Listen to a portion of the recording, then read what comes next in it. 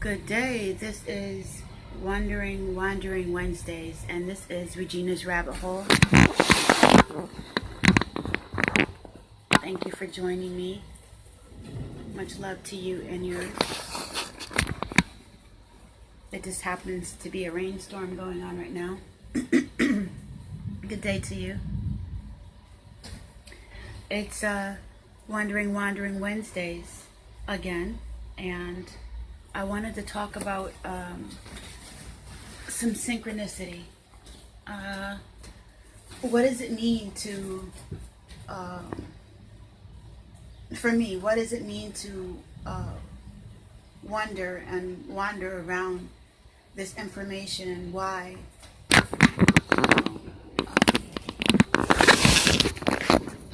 I started doing it?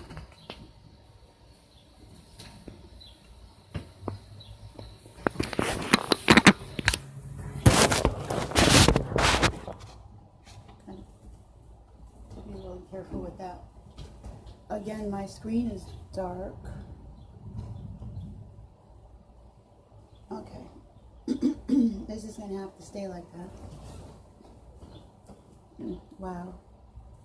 Okay, so why do I search through the information that I use? First of all, there's things I was curious about.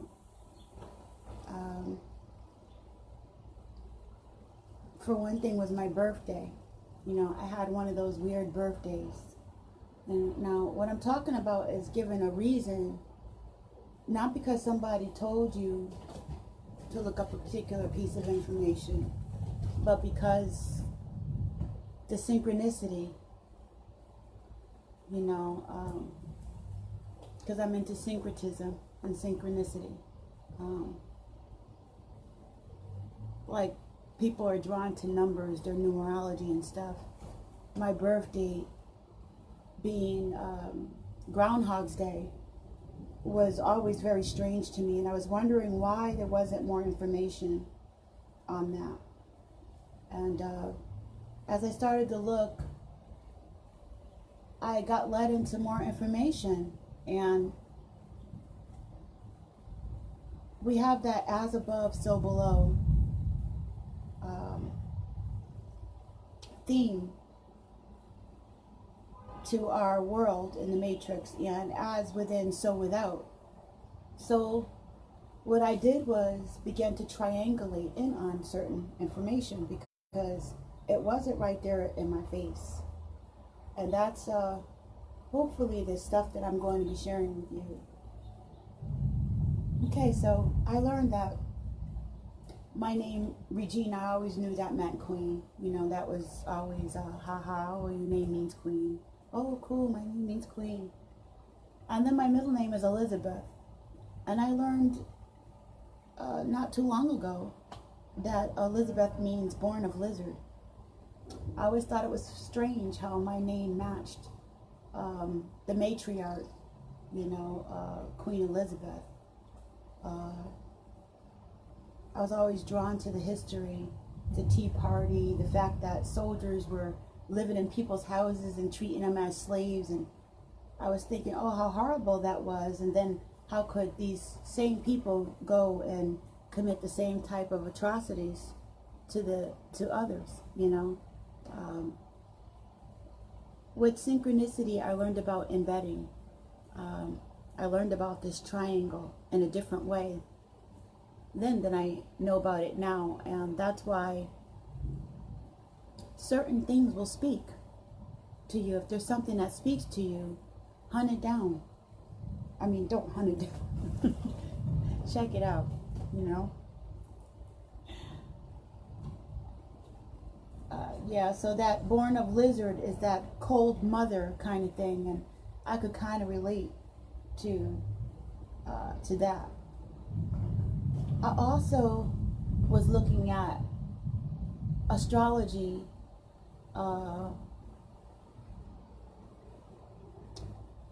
tropical astrology, and I learned from taking notes that people born in the summertime are more likely to have favor in certain areas. So it's like being born in heaven, whereas people born in the wintertime is like being born in hell, you know. But that's just the temperament. I mean, those things can change depending on whether you're sun and moon rising and all that kind of stuff, which I don't know the particulars on because I'm not an astrologist. I study enough of the information to be able to comprehend and extract what I need to be able to solve my own puzzle. And if I get deep enough and I happen to learn enough to be able to teach parts of it, that's cool. Learning to accept that that's just my personality type, to be a jack of all trades and a master of none. A master of none. I like that, because knowing about etymology and ciphering and the point zero and dark matter, none, you know, or the place of nothing is actually a place of where everything starts. So, you know, those words that they play with all the time, you know what I'm saying? We have to look at them and switch them to benefit us, you know what I'm saying? So, yeah, internalizing the information, a level of implosion, synchronicity, looking at my name. For instance, some people probably wondered why I was using my other nickname was an acronym, Reg F and Howard. And it was actually an acronym. It was my name. It is my name. It was Regina Elizabeth Gaddy Frazier and Howard. Okay, I haven't been divorced yet. And then I had Raw, meaning real, you know. So that's an acronym for my name, and I have all those last names. They're all mine legally, and I wanted people to be able to find me, because I know that I've had so many different names, and I don't really know a lot of people, and I'm not associated with a lot of people that I knew from before. So I was hoping one day, you know, I would still be able to find old friends, or they would remember me. And things would line up. So I left my name there. So that's why I called myself Reg F and Howard. And even in doing that, I saw the triangulation. I saw the spiral. Because the acronym itself was saying something. I learned that I'm embedded and coded with this Groundhog's Day and Nun, Newt, you know, the Sky Goddess theme. All that is embodied, embedded within my ancestral memory and my birthday, which was kind of cool. I'm learning to deal with all that. What does that mean for me? Now, my grandmothers were Julia Claire Frazier, like laser, right? And Johnny Bell, Johnny Bell Sharp, actually. She was sharp too. I'm not going to take her picture out right now, but she was sharp. Oh, and Julia Ann Martin. She was a rose. Yep. And she's born to everlasting life right now, watching over me. That was my grandmother's, my great-grandmother, and my my great-great-great-grandmother. I only have one picture of them. And my grandmother made sure that she gave it to me before she passed away. My grandmother passed away of cancer, and she was really strong and smart. Excuse me. This is actually her old pillow she made. I lay on it when I'm on the porch, and I like being on the porch and bedding, you know, letting layers of things that are meaningful penetrate into our lives.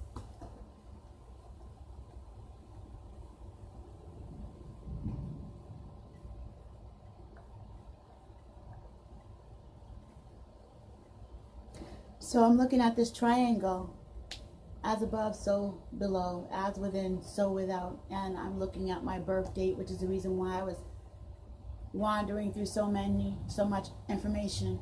This is what I was wondering about. And I started learning about the Taurus field. You know, looking at the upper tree and the lower tree and triangulating. If you put two triangles together, you have the diamond, right? And that's where I started thinking, okay, upper and lower tree, you have the diamond, you have a yin and yang, a different perspective, not one-dimensional, whereas the Taurus is a flow, and the triangulation is like looking one-dimensional for a abstract thought. Okay, looking at something and you intend to get a 3D out of it, experience out of it. Like you're looking at a map because you want to drive. You're looking at a birth date because you want information. Okay, you're reading a book. This one-dimensional thing, you're reading a book because you want to extract information. Okay. Now, looking at these shapes was part of my synchronicity. Perhaps there's shapes that are speaking to you, like spirals would always speak to me. They still do. But yet I learned that I'm a spiral force energy. And everything about me is a spiral. It's encoded, it's embedded. Even in the way that I talk and write and see things are multidimensional and abstract. They're layered. Looking at the things that we're drawn to becomes the essence of who we are. And they tell us a lot even when we don't realize it. These things tell us about ourselves. Now, I was looking at the, hope I say this right, the dodecahedron and the isodecahedron, okay? And we're talking about shapes within shapes, multidimensional. Shapes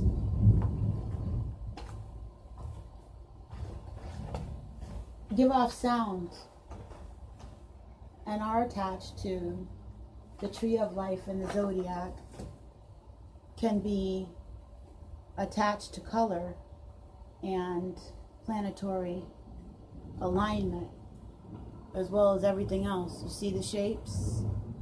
Okay, so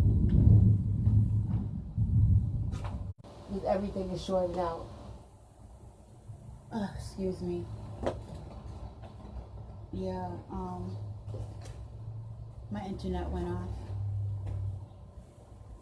Alrighty, so yeah, I hope you saw the shapes. Okay, the shapes can be corresponding with this.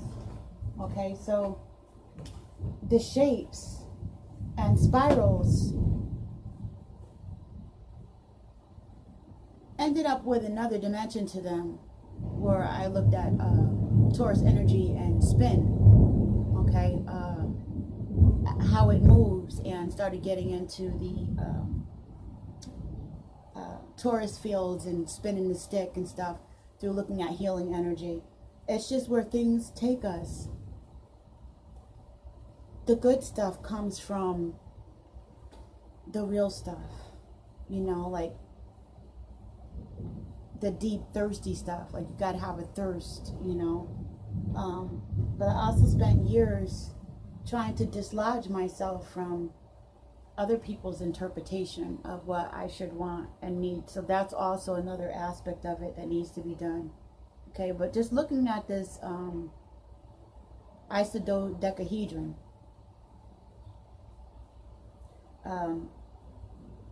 been looking at Dan Winter's videos, studying what I can understand online that has to do with what I'm looking at with the fractal fields. And he has this website called fractalu.com. There's so much information, so many things that we can learn now, you know, if we want to take the time to do that.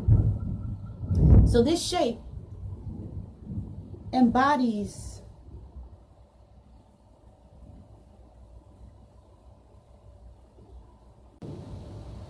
okay, so this shape embodies other shapes. Okay, my internet is going out because there's a storm, so I'm attempting to pick up where we left off at.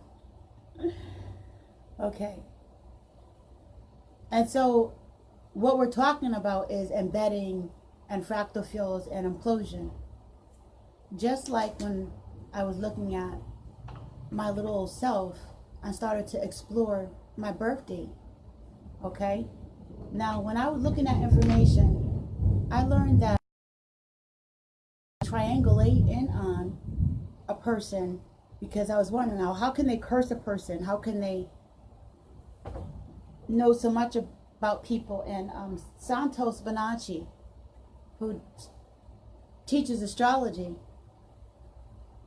was teaching about the Vatican and the paper balls. Very interesting stuff.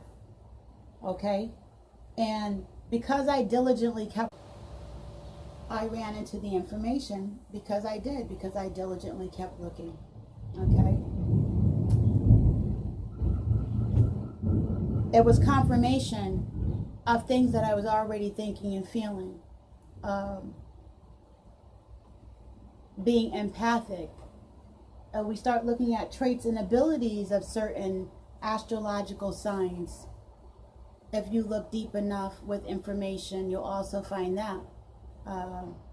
You know, you might find the basic traits that everyone knows, and then if you look deeper into astrology or personality and stuff like that, you'll find more information about people. And I started finding this information because it was synchronistic to parallel things that I was looking up. So, I mean, and this is years of wondering and wandering around. This isn't just, you know, this is like, it's a lifetime. But on the New Age tip and conscious, that I was looking at a system that needed revamping, a system that had taken free will away. Was about 6-7 years ago, looking at it particularly like that. Not in the way, I mean literally knowing and having confirmation by way of information. And as the years rolled past, it was like wildfire. More and more people started catching on. And so also the database too, you know, and technology. And so you could basically almost find information about anything you want if you know how to look for it, you know. So you have to triangulate on things. This triangle became very important to me when it came to looking at information and looking at how we all look at information, right? This triangle, I was looking at Tesla, implosion and nesting. We're looking at DNA, time travel, and grid changes. Okay? That's just information that came in there. The 369 is a part of my numerology, so I started looking up that. Like healing frequencies, they help a lot with, you know, the scattered brain, with synchronizing your mind, with just making you feel better, and they can also heal. They can do so much. So over the years, I learned to explore those, and those are fun.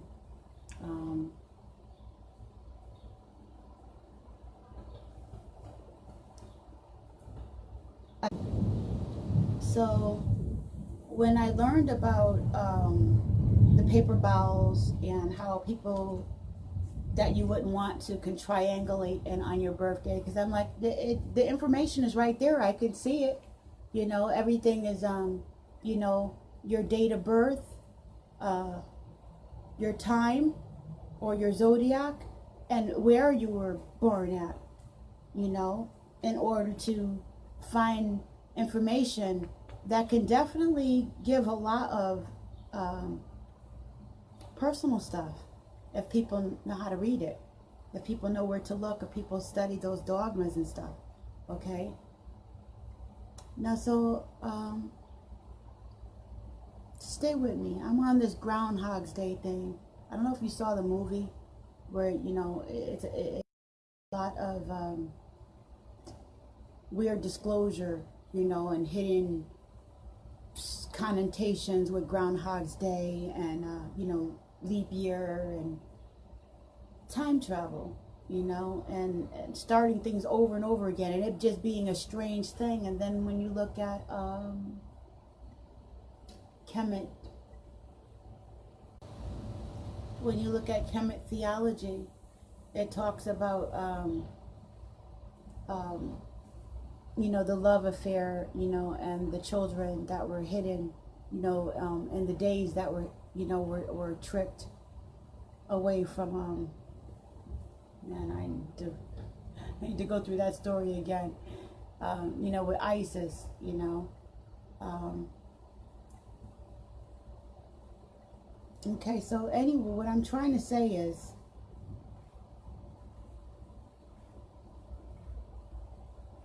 the information led me to looking at Kundalini, and I know now that the same Kundalini, depending on how you look at it, could also be considered a longitudinal wave, or what they call a scalar wave, because I was looking at healing energy, so it was synchronistic, you know, to what I was studying.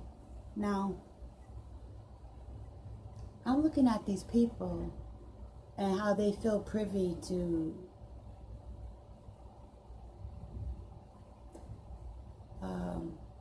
harm others with witchcraft and stuff like that.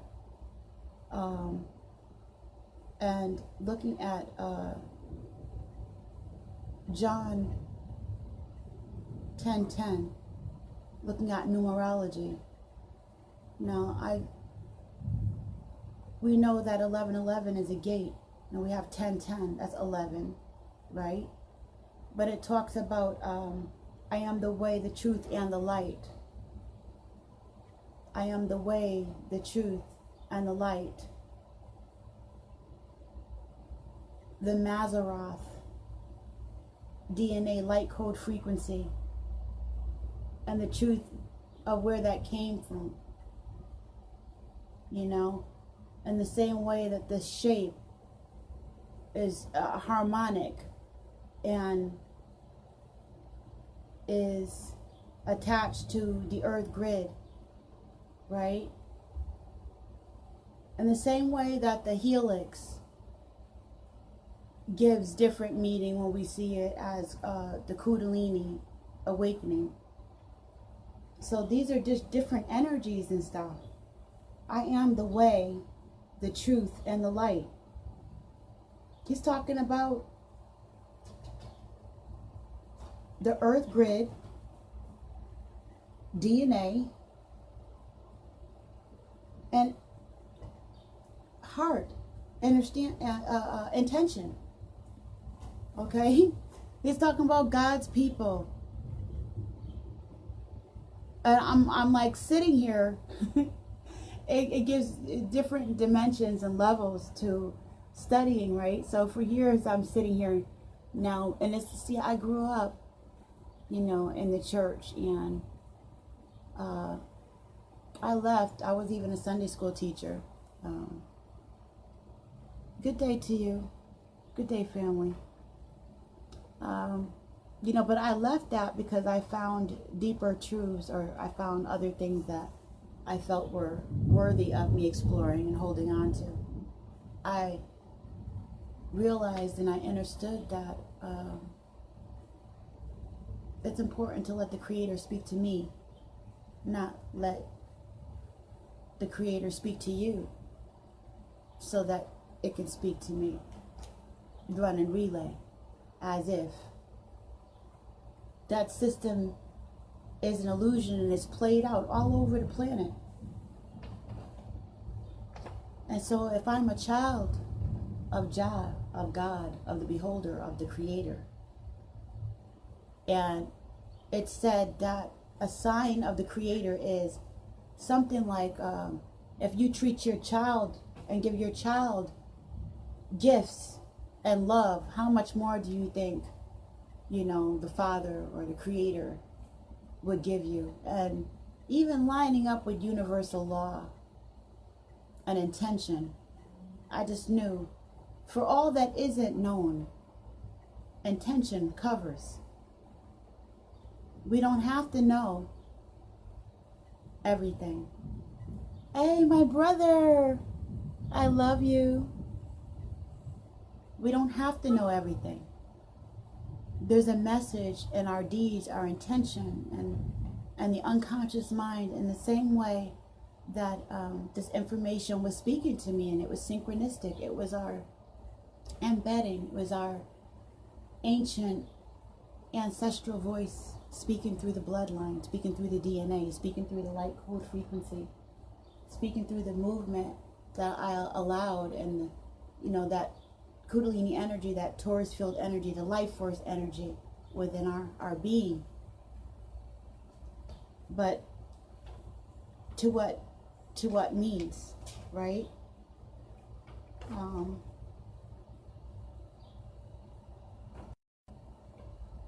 Now I wanted to say that yeah, you know, the Kundalini energy, woman, you know, being a womb space, and woman also means knowledge, because I was telling you, looking at words and stuff, right? The reality, the reality, the woman, the womb space, children, people who hold. Okay, here we're back. Children, okay, we have womb space, and woman means knowledge, okay? Children are people who hold reality in place. They're reality, real estate. They're in the same way that a woman is real estate. Holding DNA is very important when it comes to accessing or not being able to access particular things. DNA tampering and manipulation has very much been a part of our planetary history. They keep us pea-brains just looking at the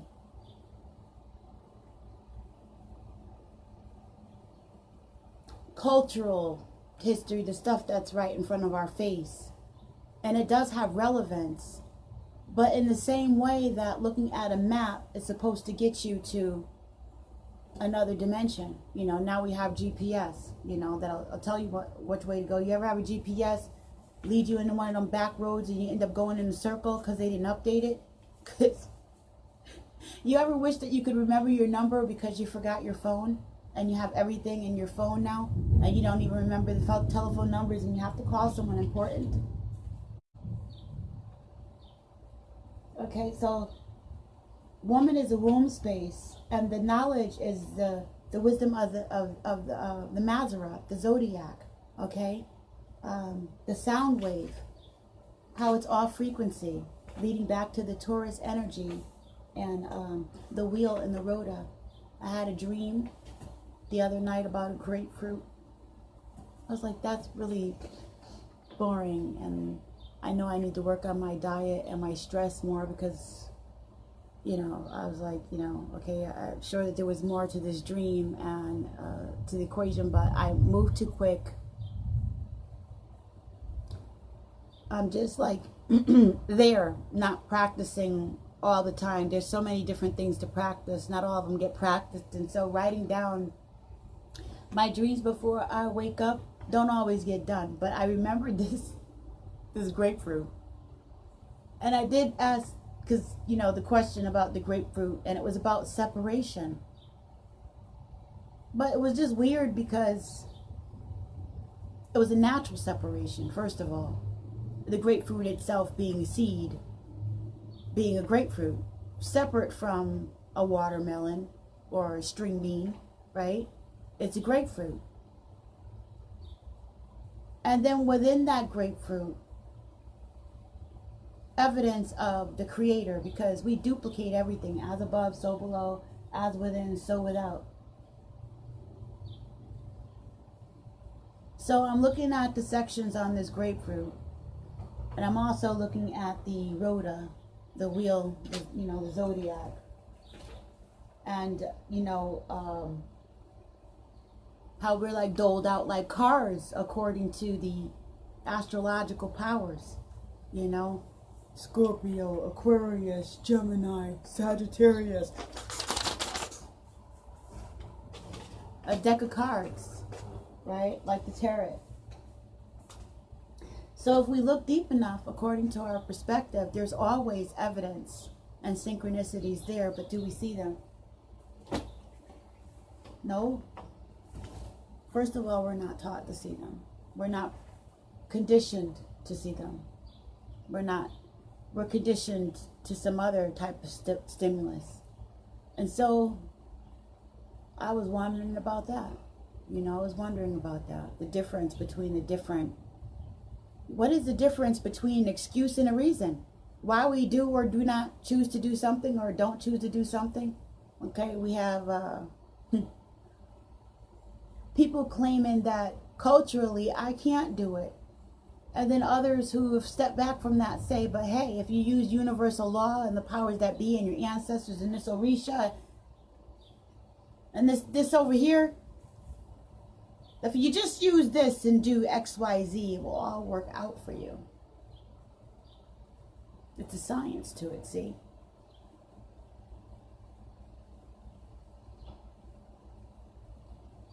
But that's not a true depiction of reality, because things are, even though we try to push them in another direction, for the most part, some things are what they are. In the same way, I can still get some deeper insight from that grapefruit analogy, but that grapefruit is still a grapefruit. It's going to be a grapefruit. You can mix it with some watermelon. I'm sure it'd probably be an interesting flavor. I might try that. That sounds good. Anyway. Excuses. What is the difference between excuses and a reason, I was wondering. This depth of awareness. There's human behavior, like your intention, your makeup, right? Your actual design. That's what I was talking about. That's why I'm really into human design. And although, shoot, I was resisting, some of the concepts, but the more I move through this information, the more I see that the relevance of this science is pretty awesome, which is the reason why I follow that pretty closely. Actually study that. Yeah. All right, so, and then the comprehension of words and awareness, like the etymology and ciphering, is very, very important. Matter of fact, that's one of the most important things right now, is looking at how they flip-flop the words and the interpretations of stuff, that things are a mirror, a mirage, that, for instance, things are what they are and can't hide the intention, can't hide the intention from the Creator and from the powers that be. Why is that? It's the embedding and the encoding. It's that we pull all the knowledge from our ancestral library, okay? And people without the proper genetics and ancestral embedding and history and intention are not privy to create it. They can regurgitate it, but the deeper relevance of it, the experience, the way it feels, and being able to put that energy into what it is that they're explaining won't be there, because it has to be something that clicks. It's a triangulation. It snaps into place and starts a wheel, starts things ticking and turning, starts you wondering and wandering through different stuff to figure it out. It becomes a thirst for information. And so we have different dynamics of looking at things. I don't want to lose this thought. Different thirsts, different hungers, different levels of hunger. Did you know that they used to eat people in America? Yeah. A book. Zombies, vampires, and mummies. Biology textbook. Gruesome. You could look up those words that I just said on the internet and come up with the dude that wrote that book. There's some cool videos on there. Yeah, so it was a part of our medical history. His story that was whitewashed over. So you don't hear a lot about that. But when it comes to the embedding, look at the vampiric spirit behind that. Okay, literally encoded, embedded into society as a norm to use people as medicine. Yeah, I guess you could say with our evolution, there's some stuff that is counterproductive, like the ability to hide what you're doing a lot more efficient behind a lot of other noise and distraction, or the technology of not informing, not telling people, or teaching them contrary, or teaching them bits of truth mixed with a whole bunch of lies and stuff like that, making riddles and stuff. Sounds like our language. And so I looked up these words, the difference between excuses and reasons. Yep, I looked up these words. Now,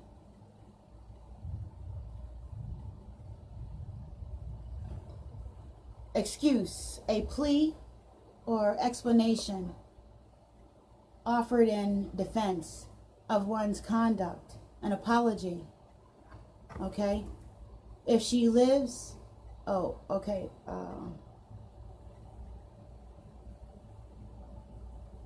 a plea or explanation offering in defense for one's conduct, an apology. How many people say I'm sorry, but they don't change their behavior? I'm sorry is not, it's not a remedy. It's not a solution, first of all. It's vampiric. It's narcissistic to continue to have an I'm sorry, but not a change. And that sounds a lot like many of the situations we have that are going on, that are still going on, that through our history, they just look changed. They're embedded and they're in the background. For instance, now we have organ harvesting. We got people getting shot for no doggone reason. You know, we got missing organs at the funeral parlor. You got well, it's doggy bones in the white sugar now, but it used to be human bones. Why we gotta have bones in the sugar? Couldn't we, you know, you supposedly sending spaceships up to the moon and Mars and whatnot, but we can't figure out a solution besides the poison, the poisonous substitute. You know, I'm not even gonna name the names of those sugars at the moment. You know, the other ones that were have ingredients that they're used in the freaking atom bomb. Okay, those substitute sugars. So It's pretty low, and it ain't sweet, man. It's not. I'm not naming them. I'm just saying that, you know, these sugar substitutes aren't any better. But it just like, I was wondering, how come we can't fix little stuff like that? But all this crazy technology is coming out, and we supposedly sending spaceships and stuff to the moon. And how can they say that they want to go floating around in outer space to share their message of humanity, but yet they can't even have humanity here? We're not saying hello to each other here. We're not treating each other with respect here. We got men are from Mars and women are from Venus, but we don't know each other here. So let's fix that first, right? The yin and yang balance of the toroidal energy, as above, so below, as within, so without. These energies are off balance.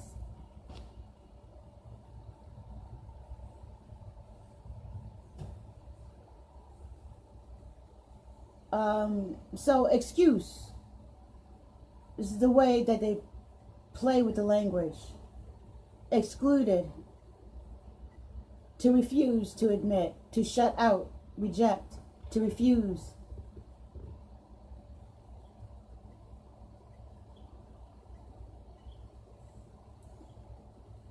Okay, and to keep from happening, okay?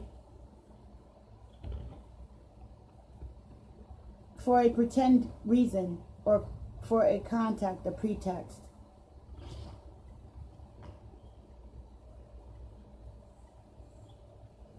Okay, excuse, okay? A relapse, a release from duty or obligation, to be released from duty or obligation. Now, look at that, excuse. Excuse, to be excused. Social Security disability, example. Once you get that, that's your Social Security, is your disability. Just take your little check and sit your little butt over there and be quiet, because now, you know, that's your Social Security. We know you're crazy. We ain't gonna mess with you. Just sit in the corner. Don't challenge anything. And if you do, we just got you on the list over here. We got you on the crazy list. Okay, so you're disabled. All right? You're excused. We release you from duty. You don't have any social duties or responsibilities. You sit over there. Don't cause anybody any freaking problems. Matter of fact, we'll give you a check. Just, you know, just don't flex too much. We'll keep you on the watch list. Relax. Excused. Excusing. Then I ran into, you know, those little side words, those little Latin words or French words. Excursion. It led into, to make a long story short, execution. Exception. Led into, now we're talking about the essence. The essence of these words don't change now. You could say fabulous, or you could say, oh, that's good. The essence of the words don't change. So I'm going to show you. Stuff be getting real spooky, man. You don't need to watch no scary movie anymore. Not really. Just look at the freaking dictionary. It scared the hell out of you. Make you go straight. What are they doing? What are they trying to do to my brain? Dictionaries are scary. Yeah, it's some frightening stuff right there. If you got some kahunas, open an unabridged dictionary. Scary stuff. While you're looking for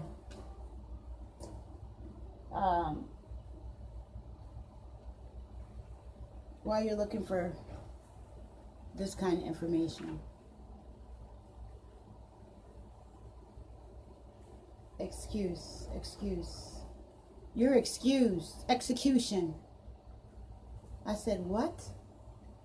I don't know why in my mind I wasn't putting those things together. Yeah. Now,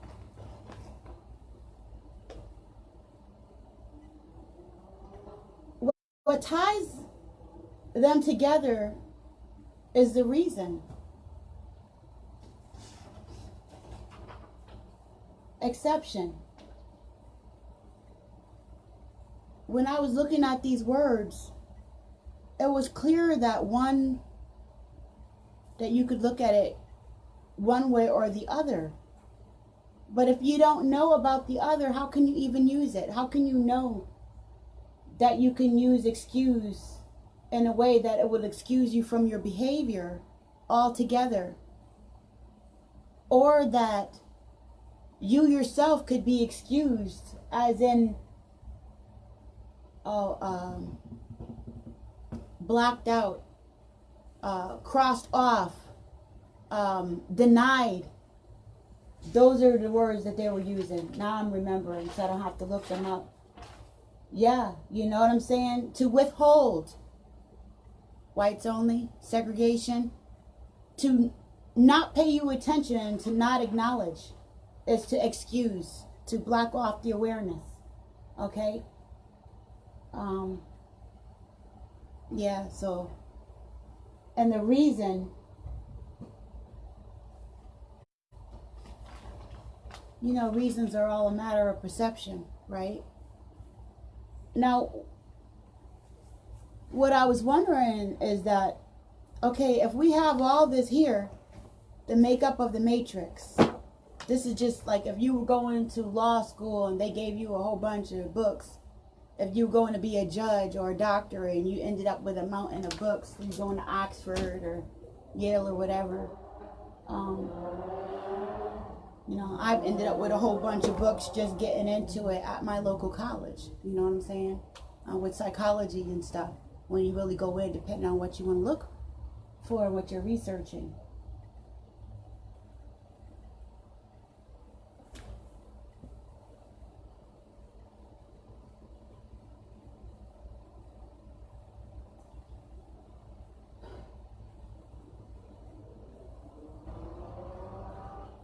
I was trying to remember. Yeah, so anyway, the embedding. I forget my thought. I'm not sure if I picked up on the right beat. Yeah, the reasons. Okay, and another one was to minimize or pardon a fault, apologize or give reasons for.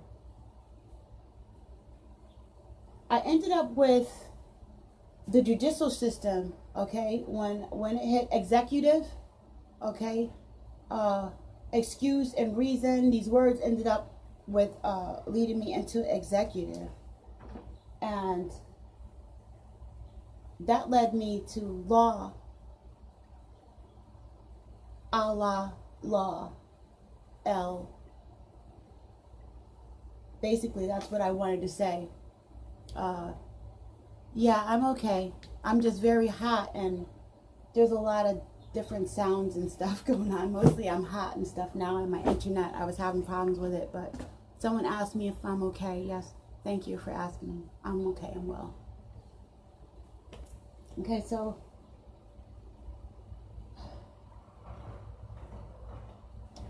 basically the judicial system, remember we were talking about mirroring, so I was wondering about one thing and it led me to another thing, and it just seemed like this big freaking hole.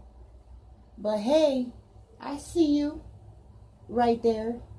You know what I'm saying? I see you, and I see the law and many things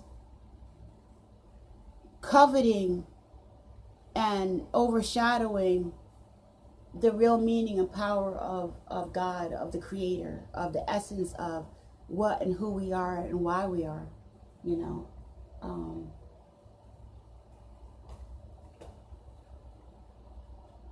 So in those different words, and then looking at the meats and stuff, right? It said that, I don't know what the temperature is out here, but I don't want to move and go in the house and then disturb my feed. But it seemed like the temperature went up. Oh my gosh. Maybe because the rain stopped. I shouldn't have came out here.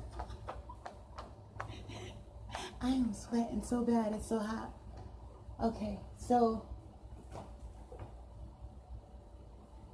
we have all these even looking at the food and the GMOs, right? We pull in our essence from the food in order to rejuvenate our bodies. These people are cloning people and messing with everything that we put into our bodies. One of the gifts of the Creator's people is the ability to be healthy. You know? Look at how much crap they have to put in the food and stuff in order to hold you down. Literally, you taking in poison for generations, 365 days of the year, between add on the vaccines and, you know, and included with the food. You know, so I was looking at that. This is just all stuff I wandered into. I just bumped into it. Okay? Looking at different energies. Psychic energy, vampiric energy. Somebody was talking about morphogenetics. You know, but I was just looking at the different way that energy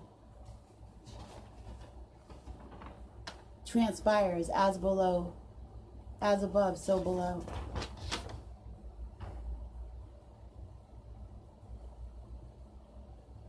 Okay, so I was looking at those words, right? First, I found some on my notes again. The cookbook. When I was looking at the fact that cannibalism was a part of our society, and looking at picnics, and looking at a lot of the debauchery, what I was saying is that, yeah, history repeats itself, like with the technology and with the times, with our awakening, with our evolution from that part of us that was shut down. They managed to be able to hide stuff right in plain sight. It reminded me of Blade, that movie Blade.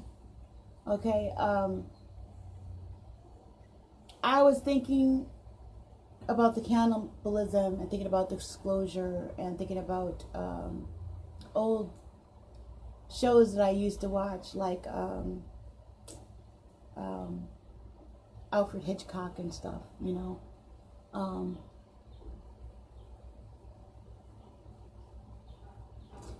There was this, it's not Alfred Hitchcock, and I know I forgot the name of this show again. It was one of those shows like that, where there was one talking about the cookbook. And it reminded me of how they need the melanin very much so, even in the sleep medications and stuff, and how dreaming, the mirror and the mirage and the flip side.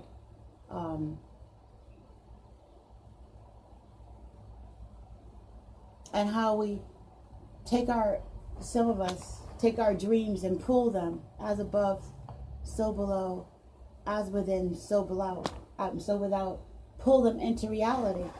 And so if I can hear about these different deities, if I could hear about Christ consciousness, if I could hear about Mussolini, how many of them was in the psych hospital, huh? How many Mussolinis were there? I saw a movie once that scared the mess out of me. I am Mussolini. No, I'm Mussolini. But I started seeing how there's an energy, okay? I am a flower. I am a flower. I am a flower too. You see, more like that, or just like that's a grapefruit, a yellow grapefruit from a pink grapefruit from a woman, from from one woman from another woman, you know, just looking at ourselves like fruits and seeds and stuff like that.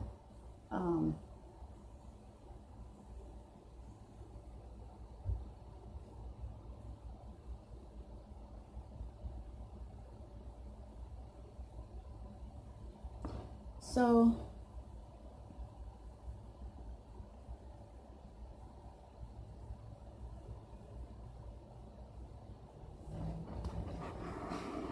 I was looking at the equation between people and these people stealing the energy of the Creator, and looking at court and courting, and maritime and mare as in horse, and how they equate women many times with that. I was looking at execute and executive, and execute as in the minions, you know. I was looking at the former and the latter, you know, ancestral memory and how things are being presented now, looking at the embedding and the information that I was receiving. This is over years with the stuff just continually syncing up with me and hitting me in the face, and not having the words to be able to articulate it back, because it was just so complex, the way that you see it up here, and then trying to explain it out here to people has been quite interesting.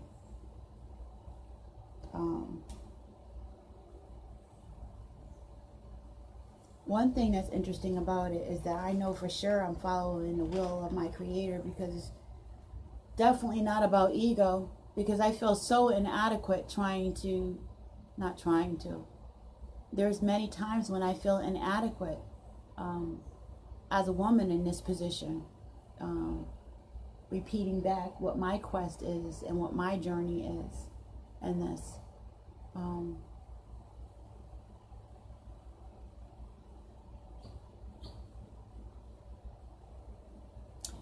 You know, it's been difficult. I guess it's the way that I perceive it. I was looking at this other perception on a cooler note, right?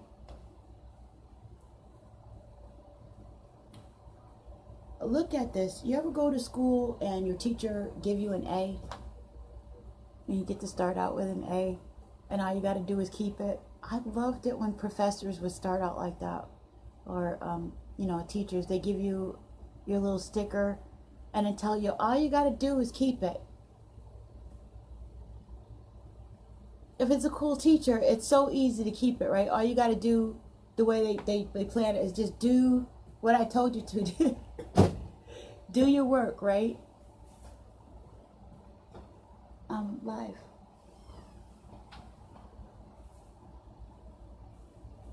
So starting out with an A, or starting out with a thumbs up, as opposed to being in a society that has you marred and with a thumbs down, where you start out with a perception that you have to pull yourselves up, that you're out of favor and out of grace with the Creator, that you're out of sync with everything else, that you're not good enough, as opposed that you already have an A and all you need to do is keep it.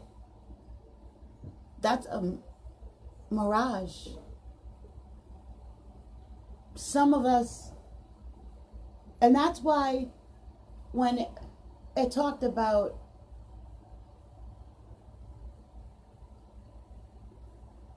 okay, we got universal law and we have God's will. Well, universal law is the Creator's will. We have the zodiac and the tarot that explains energies or whatever that manifest on this cycle. You have many different dogmas and stuff that people could follow to track the energies and the dogmas of the planet.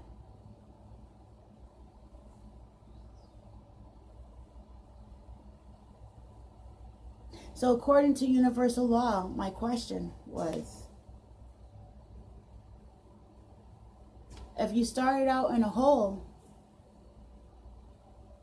how can you perceive yourself with favor? Is it the people's fault? Is it cultural? Remember when I started talking about it? Is it really just cultural? Or can we just follow the universal laws, and it's not so one-dimensional? It's a thing, it's a living thing. This is the ropes on this is the wheel. It is the rotor. It is the certain things that are set into place to tug and pull, to pit us against one another's. Essentially, first, locking up my own mind. The first job is to get you to do it yourself.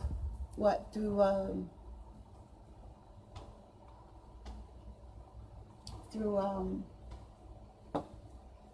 the art of war. You know, what is the most essential rule is winning the battle without going to the battlefield. What is the other saying? Joyce Myers, years ago, I had read a book that she wrote, Battlefield in Your Mind, you know. And how I've heard many people say that the battle's in your mind. It's all in your mind, the way that you're perceiving things. What if, okay, because there's been technology, and because there's been lack of information, and because there's been lying about information, withholding things, not grooming us for this time, we didn't realize how this world works and how the energy flows and how the reality,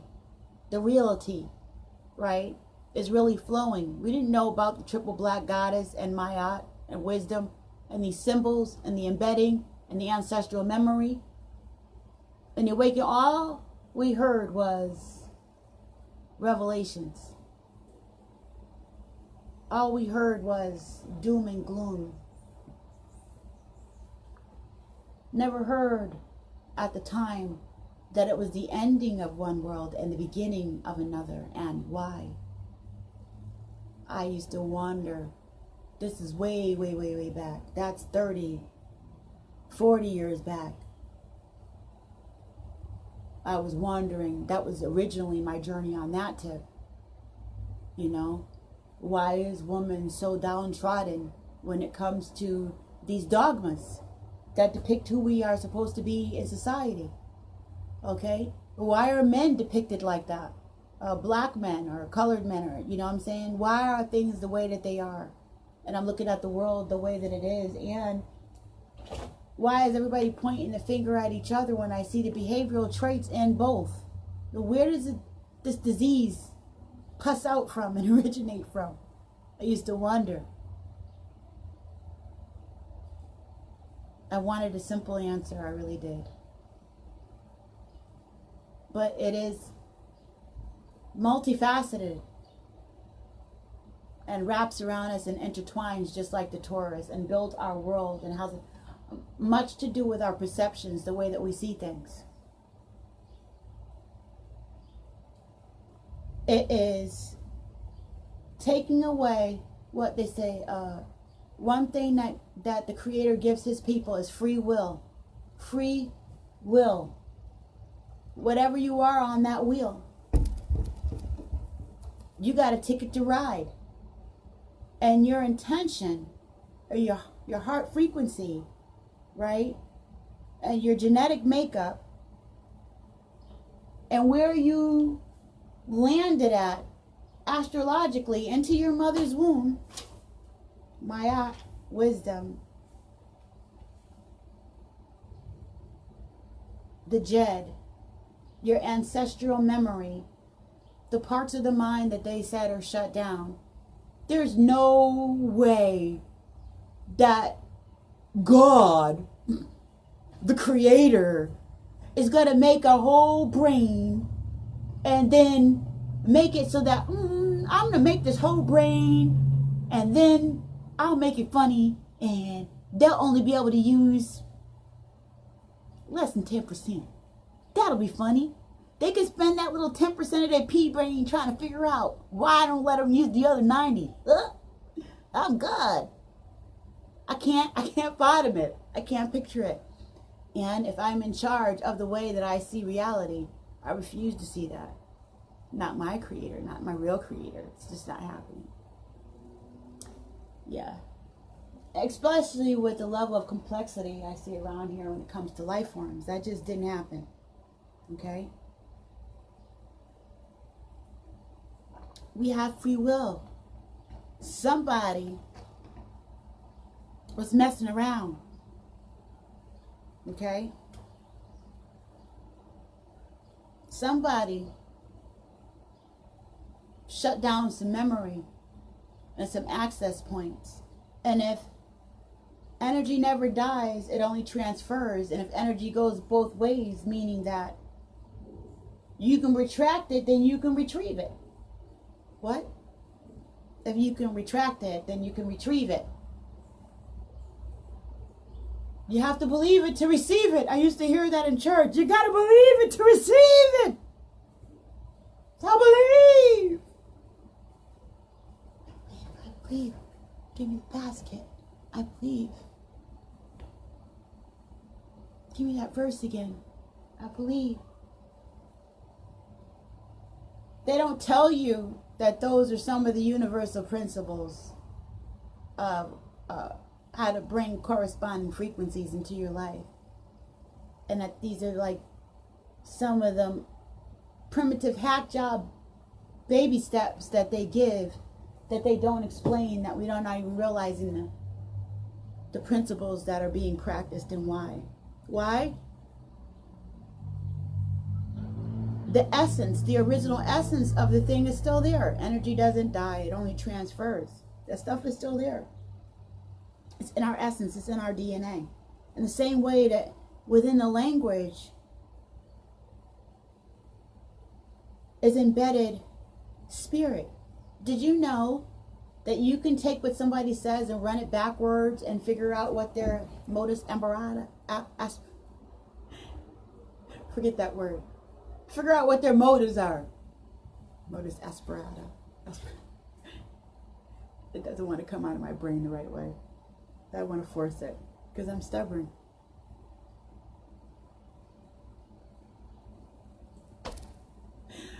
I still want to do it. I won't say that word again. Modus operandi. All right, I'll cut it out. I figure if I could just say it quick enough that I could beat my brain to the chase, I could do it. Okay, so anyway, I was looking at when it comes to extracting information and how they've shut certain parts off. You know, and we can turn it back on, that stuff is there. It's in the airways. Hey, what do we got right now? The cloud. What? Stuff travels through the airways, radio, television. How do we receive information?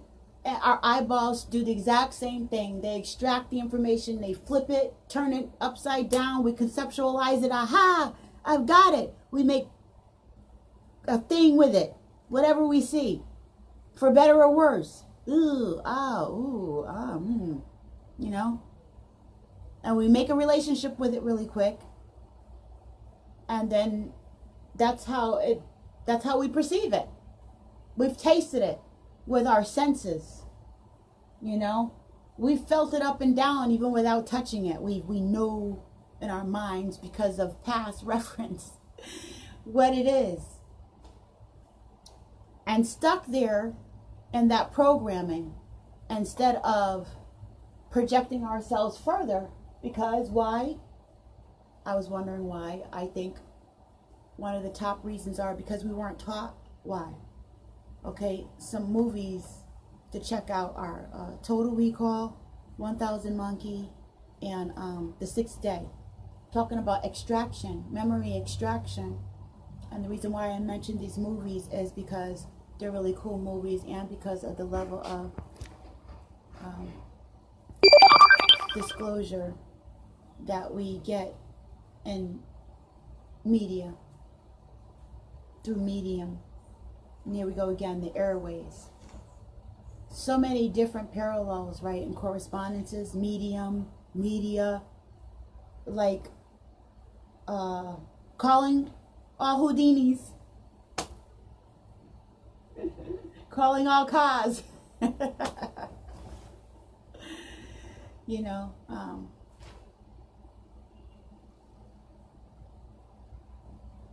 there's different levels of energy and ways to look at how we are extracting information and how we're looking at information, how we're looking at energy. Energy is the information. Sight is only one way that your computer, your being, your crystallized body, your carbon body, that essentially is a giant crystal computer. Who knows where the rest of that information is going if we're not retaining that? Is there a relay going somewhere else?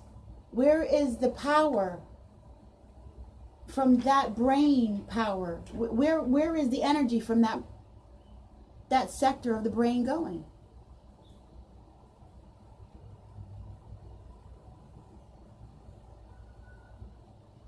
Like ghost limbs. You ever wonder about ghost limbs? People get their arm chopped off, accident, or a leg, and they still feel like that limb is there. Their mind has mapped it. It has to do with brain mapping. It remembers it. Energy never dies. It only transfers. I'm wondering, okay, brain mapping and ancestral memory. How the blood speaks to you. Scalar waves and Kundalini fire.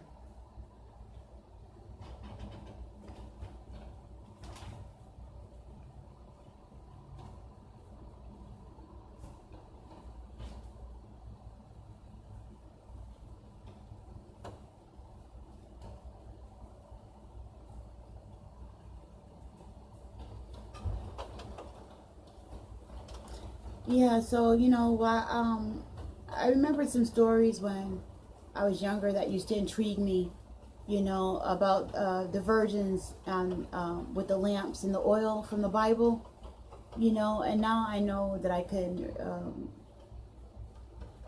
use the Kundalini oil and knowledge, to be able to attach to that metaphor, Now, does a metaphor come to life? As above, so below. As within, so below. As within, so without. Virgins and lamps. Although, yes, this is also very much a metaphor. Lamp oil, Kundalini, knowledge, making sure your vessel is right and that you're prepared and you're on the right journey and road for things, okay? It also is literal. Yes, there could very well be had been on the planet, some virgins with some lamps and oil that you could relate to. You could correspond with the metaphor. And where to get the metaphor from, or it's probably some depiction of nature that was watched, like how karate was said to be learned by Buddha as he walked through, the countryside, looking at all the different animals on his journey to or through Asia. He saw the different animals, the tiger and the monkey and stuff like that, and created all these different martial art forms. This is this is an enlightened higher being that was able to extract different levels and depths of information from the simplest things, as symbols are embedded, as we going back to the spiral and stuff, so I do believe that, there we go with the triangle again, to triangulate on something, to bring the spiritual, the metaphorical, and the physical together, to be able to contemplate it in the same way that some people learn from hands-on experience. They're kinetic, and some people, learn from hearing, There's different learning styles, to conceptualize really knowing something. There's different levels of knowing, all by and our perception, is what unlocks that whole key. Not just how we're looking at stuff, but what comes before that is how we feel about stuff, what's in our hearts, what we've held on to and what we've let go, what we've experienced and what we shut out and what we expand ourselves to. Is all a part of this Taurus energy, you know, that either allows or denies the expansion. And as a society, we've been taught certain rules and regulations about denying and shutting out and excluding, you know, to excuse. Excuse you? I excuse you. You ain't coming in here. Excuse you? Oh, excuse me, I'm sorry. Keep doing the same thing over and over again. Gotta watch that word, excuse.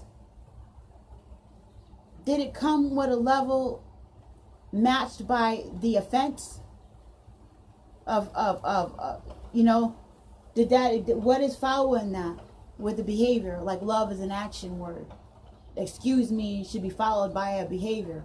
Like not doing that anymore, and perhaps even fixing what was done that you had to say excuse me for, you know. Embedding how we're taught things like the three little pigs. Watch how we prepare, right? You know, one pig with the wood, another pig with straws, one pig finally built with bricks, right? So we're taught intelligence, knowledge, and intention, even by that simple little fairy tale story, the three little pigs, right? But in no way did it prepare for another dimension. A matter of fact, you're not allowed to break the narrative. You learn that in acting school. That messes with the whole fairy tale thing. That's like a crack in the whole freaking Matrix thing. What do you mean? Because now we have Jumanji. All bets are off. The seal is broken. You got the three little pigs meeting Cinderella. That wasn't supposed to happen. You weren't supposed to mess with the box or the perception. That was like rule number one. That's part of programming.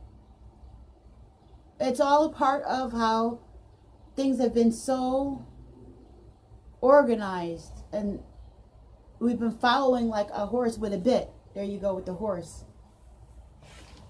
You know, and the mare time. Okay.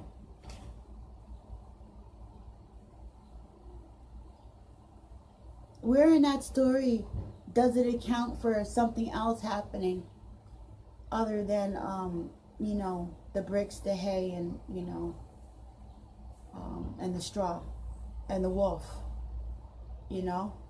I sometimes imagine Little Red Riding Hood, she's walks into her grandma's house and she goes, "Grandma, what big teeth you have." And grandma says, "You know I'm a wolf, stop playing. Go over there and mess with them little chickens." Poor little chickens. Okay, so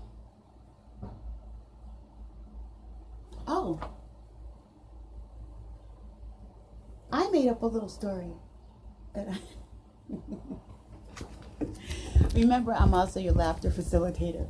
So while my brain was smoking from all this different stuff that I was thinking about, and I was lonely and I really didn't have anybody to follow me. I didn't want anybody to follow me because I was too busy thinking. I made up this sheep story. So we have a pig story and a virgin story, and now we're going to have a sheep story. Bear with me. All right, so we got these sheep, right? And they're in the corral.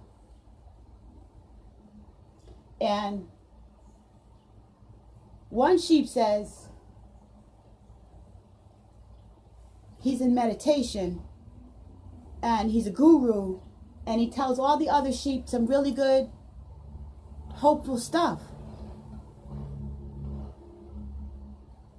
And they give him money And he plans on buying his way out of the corral with their money. Okay? So that's one sheep. The other sheep doesn't take any money, and he gives a lot of hope and encouragement. But when they came to get his little butt and made lamb chops out of him, it all proved a lie with no escape. Because he had no freaking plan. But he had a lot of encouragement. And up until that last drop, bite, morsel, that sheep had hope. Well, not quite. When they pulled him out of the corral, I'm sure that he was, he was upset. Then we have the black sheep. The black sheep was a loner. And he'd sit back in the cuff and see what was up. And once in a while, when the other sheep came around, he would try to give them a heads up and tell them. And so, what did that black sheep did? He made a hole in the fence and came and left when he wanted to.